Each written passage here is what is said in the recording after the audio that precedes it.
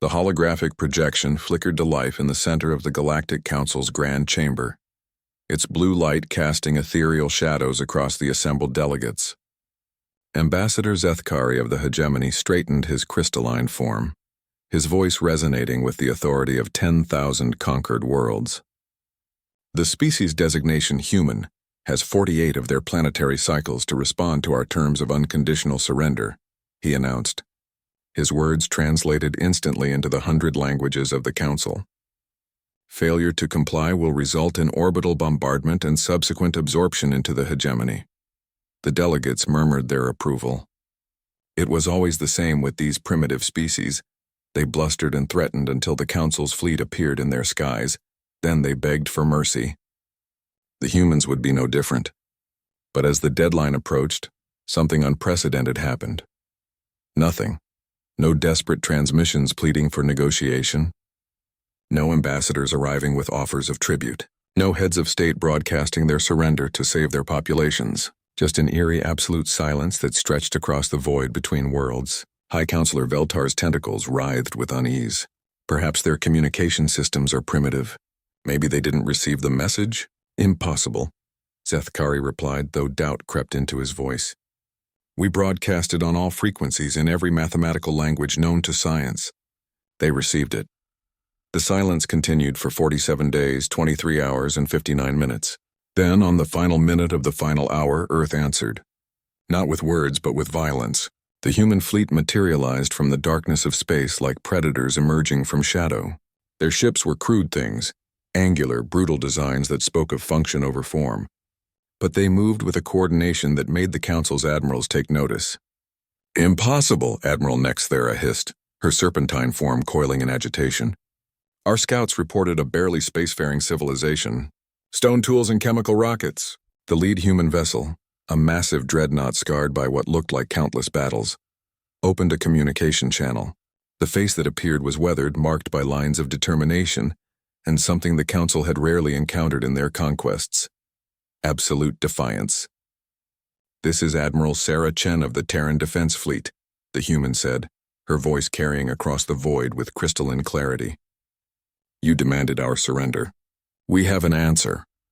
The first salvo from the human fleet struck the hegemony's forward vessels with weapons that shouldn't have existed, energy beams that tore through shields designed to withstand star core temperatures, kinetic projectiles that moved at relativistic speeds, turning proud battleships into expanding clouds of superheated plasma.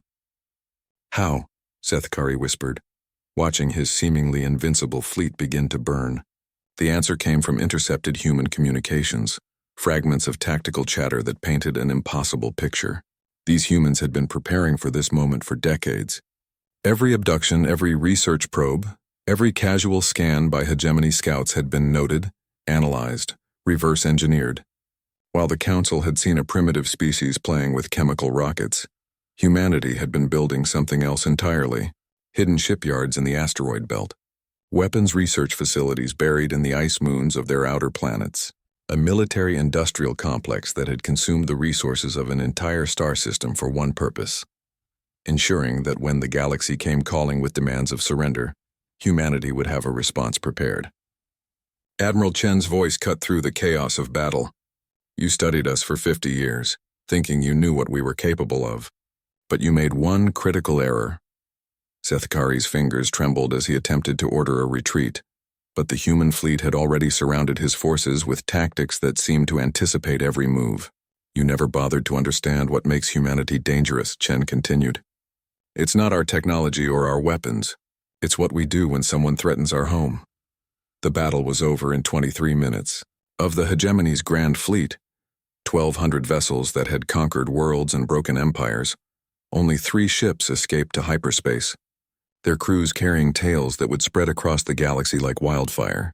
In the aftermath, as human rescue vessels pulled survivors from the wreckage, Admiral Chen opened another channel to the Council chambers, where delegates sat in stunned silence.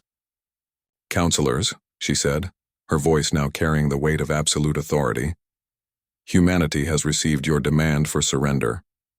We find your terms unacceptable. She paused, and in that silence the representatives of 1,000 worlds held their breath. Consider this our counteroffer. Leave our space. Leave our worlds. Leave our species alone. You have one standard galactic cycle to remove all hegemony presence from human-claimed systems. High Counselor Veltar found his voice. And if we refuse? Admiral Chen smiled, and it was the expression of a predator that had just revealed its fangs. Then you'll discover what happens when humanity doesn't answer with silence. The transmission ended, leaving the council chamber in darkness broken only by the emergency lighting that cast everything in red.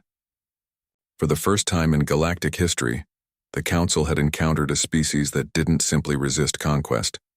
They had turned the tables entirely. Humanity hadn't just survived the hegemony's ultimatum, they had made their own. And in the depths of space, human fleets began moving toward council worlds, their weapons charged and their crews ready to deliver a message that would echo across the stars. Earth had answered. And the galaxy would never be the same.